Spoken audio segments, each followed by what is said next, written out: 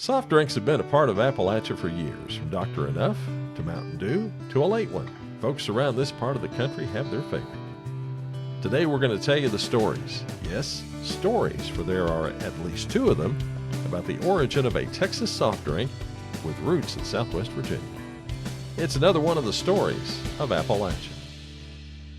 Well, Steve, when we talk about it, this is always a big debate too. Is it soda? Is it pop? Is it soft drink? You know, that's one of the things about Appalachia. I know I've always heard it referred to as pop. That's been the one thing that I've always heard. Then, of course, you've got the story of Pepsi that came off the coast, New Bern, North Carolina, and so forth. And then there's the story about Mountain Dew and everything else. You know, do you remember the days? And you know, some people that's listening to the podcast, they might recognize this name, but do you remember the days of the old Lonesome Pine Bottling Company in Norton, Virginia? I do indeed, because a radio station I worked at sold sponsorships to, of all things, I think Powell Valley High School football in Big Stone to them. And you know, that was some of the best fruit-flavored drinks that they had. I think the grape was the one. Grape and the orange was the one that I really got attached to, and then Lonesome Pine Bottling Company was no more, and it just wasn't the same after that. But you know, this story about supposedly Dr. Pepper originating in Southwest Virginia is a very interesting story, Steve. It is indeed. Now, it wasn't produced here per se, but there are some very interesting ties with this part of Appalachia and that famous Dr. Pepper soft drink. And today we've got that story that's bound to tickle your taste buds and warm your heart. It's the tale of one of America's favorite soft drinks. But as with many great stories, there are two versions, each with its own twist. So, Rod, how about we start with one told years ago on that thing called a radio by the legendary Paul Harvey? Good day. Well, picture this. It's the 1880s in the small town of Rural Retreat, Virginia. And folks, I've been there. It's small, but I tell you, it's not lost a lot of its charm, even from back in the 1880s. We have a young man by the name of WadeMorrison who's working diligently at the soda fountain of the local drugstore. His boss, a doctor in town, had a daughter who, well, you guessed it, kind of caught Wade's eye. He was absolutely entranced by this young lady and hoped to make her his acquaintance. Well, it turns out that she, too, was taken with this, how can we say it, her father's new employee. And as soon as these two young folk got together and met, that's when she came in to order a drink. Young love blossomed, and before long, Wade was head over heels for the doctor's daughter. Ah, young love. So, Wade, smitten by this doctor's daughter, decided he'd impress her by concocting a new soda. This new drink became her favorite, and their romance seemed to be on a sweet trajectory. But, as with many great love stories, folks, there was a complication. The doctor was not pleased with this budding relationship. The doc put his foot down, forbidding Wade from seeing his daughter again and threatening to terminate his employment at the drugstore.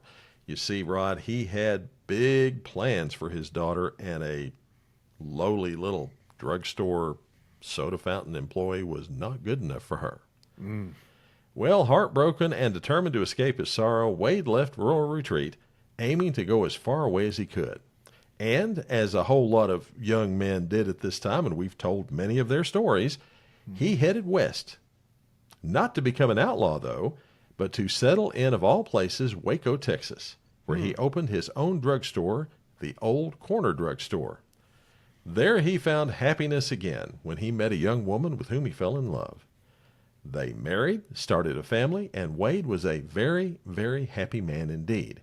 Oh, Rod, by the way, he also introduced the drink he had created for his first love to the patrons at the Old Corner Drugstore. And Steve, this is where it gets interesting. Wade named his popular drink, of all things, after the man who inadvertently led him to his new life. You know, the doctor that was like, no, you're not going to have anything to do with my daughter. He named it after Dr. Charles Pepper, the father of his first love in rural retreat. It's a sweet, poetic ending to the journey. Wouldn't you say so? I would definitely say so, Rod. But hold on. It appears that Paul Harvey didn't quite get the real rest of the story. Ooh. For there's another version that's a bit more grounded in documented history. Well, yes, there is, Steve, and this one doesn't revolve around a romantic saga. Instead, it focuses on the practicalities of business and invention.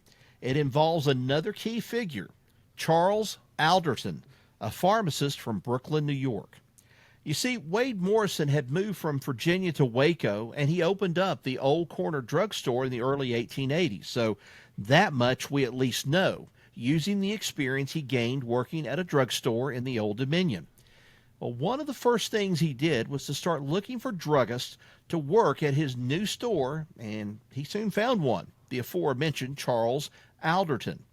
Here, CharlesAlderton began experimenting with various flavors at the soda fountain. One of his concoctions caught WadeMorrison's attention. Alderton gave him a taste to see how much he liked it, and he was delighted that his boss liked the taste so much that he started selling it to the customers, who quickly took a liking to it, and they began referring to it just simply as a Waco. You know, if that name had stuck, they'd probably be pronouncing it differently nowadays, you think? I think so. Would it be like Waco or something like that? Yeah, probably so. Probably yeah, so. It would be. Yeah. Well, while the drink was becoming a local hit, the question of its name arose. Now, WadeMorrison decided that Waco just would not do for the Old Corner drugstore's newest concoction. No, sir. But what to name it? Well, he decided to name it Dr. Pepper. Now, here's where things get a bit murky, you see. Contrary to that romantic tale, Morrison didn't actually live in rural retreat and apparently didn't know Dr. Charles Pepper. He was actually from Christiansburg, worked in a drugstore there, and lived not too far from a Dr. William Alexander Reed Pepper. That's right. Dr. William Pepper had a daughter named Maryanne, or Minnie as she was affectionately called. Although it's not confirmed, some believe it's very possible that Minnie Pepper's daddy could have been the actual inspiration behind the name, especially if she had caught Wade's eye during his time in Virginia. Well, the drink itself, with its unique blend of 23 flavors, and I've heard old people say that it's got stuff in it that is good for you, good for your heart, good for all these different things. Well, let me just tell you this. It became a staple in American culture. These stories add another layer, making every sip a little bit more intriguing. And Steve, I have to tell you this. When I think of Dr. Pepper, I get a vision of my wife roller skating with a Dr. Pepper around a roller skating rink. Do you remember a commercial like that for Dr. Pepper back in the old days? Yes, I do. That's one of those, I'm a pepper, he's a pepper. Don't you She want would to be a sing the pepper song. too? Yeah. She would sing the song. I never did really drink Dr. Pepper that seriously.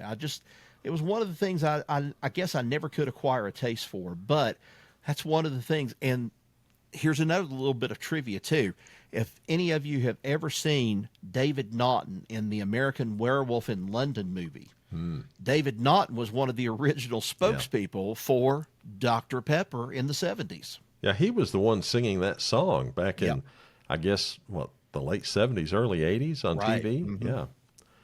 I mean, this is an interesting story, and it's these kind of stories that I love to tell because they're a little bit quirky, a little bit offbeat, but interesting nonetheless. And where I found this, I was doing some stuff over on our TikTok page and scrolling through some of those TikToks, and somebody had taken this episode of the rest of the story about this and put some pretty scenery behind it and just played that. So I listened to it and I said, I'm sort of vaguely am familiar with this, but this is interesting. So I did a little looking and found the other story and thought this would be something that we ought to share with our listeners. Well, some of these things, the story itself, and I think we were going to talk about this probably a little bit more, at least the way the script read it. We have one story of romance and heartbreak. Then we have another story on innovation and making a successful business and so forth. Mm-hmm. I think that's what's so great about it. And, it took Paul Harvey probably leaning on that romantic version to get everybody's attention as to what Dr. Pepper was really all about. But, this still has to be explained with none other than WadeMorrison. He's the one that kind of brought this whole thing to life, at least in one sense, and it became a worldwide sensation. That's right. He is the common thread in both stories. Mm-hmm. So there you have it.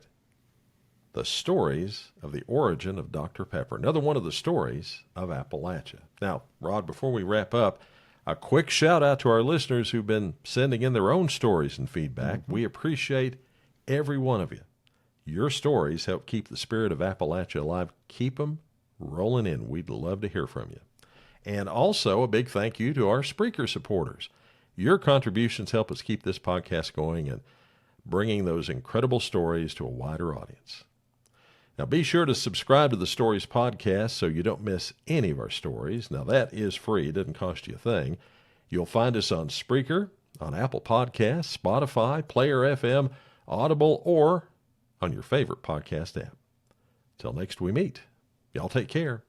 So long, everybody.